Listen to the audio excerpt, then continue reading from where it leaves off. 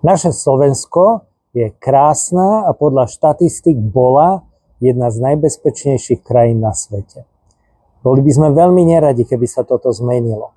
Upozorňovali sme pri novele trestných kódexov pred dvomi rokmi, aké budú neblahé dôsledky toho, čo vláda v skrátenom legislatívnom konaní v parlamente dosiahla. Plošnú amnestiu pre veľké ryby, ktoré sa dostali spod trestného stíhania. Ďalej preklasifikovanie trestných činov krádeží za priestupky, čo znamenalo stovky tisíce prípadov, na ktoré polícia nebola pripravená. Ani technicky, ani personálne.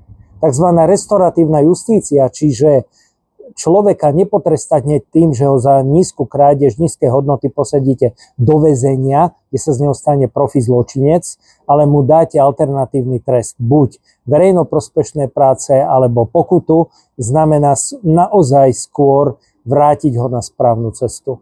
Tak na toto nebola slovenská justícia ani slovenské ministerstvo vnútra, ani krajina pripravená. Varovali sme. Dôsledky tu dnes sú.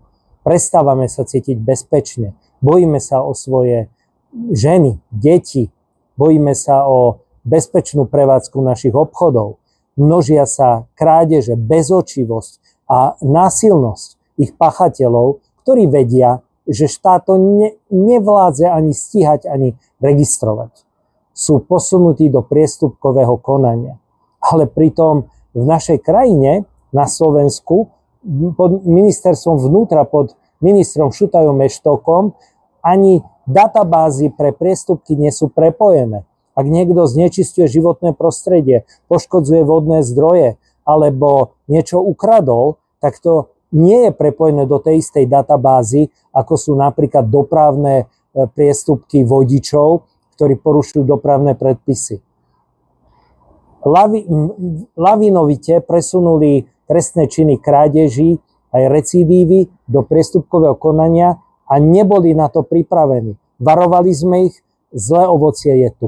Preto KDH navrhuje, aby sa pri recidivistoch, opakovaných krádežiach, znovu presunuli tieto do trestných činov, aby za ne hrozilo trestné stíhanie, ktoré buď príjme tento páchateľ verejnoprospešné práce, zaplatí pokutu, nahradí škodu, alebo si bude musieť odsedieť svoj trest. Toto navrhujeme a zároveň žiadame vládu, ktorá tu je 2 roky, ktoré zjavne išlo iba o oslobodenie svojich ľudí spod trestného stíhania a nie o naozaj nastolenie restoratívnej justície, aby pracovala na to, aby sme mali dosť probačných pracovníkov, alternatívnych trestov a aby sme mali databázy pre priestupky funkčné a prepojené. Preto, aby Slovensko ostalo naďalej krásnou a bezpečnou krajinou pre všetkých.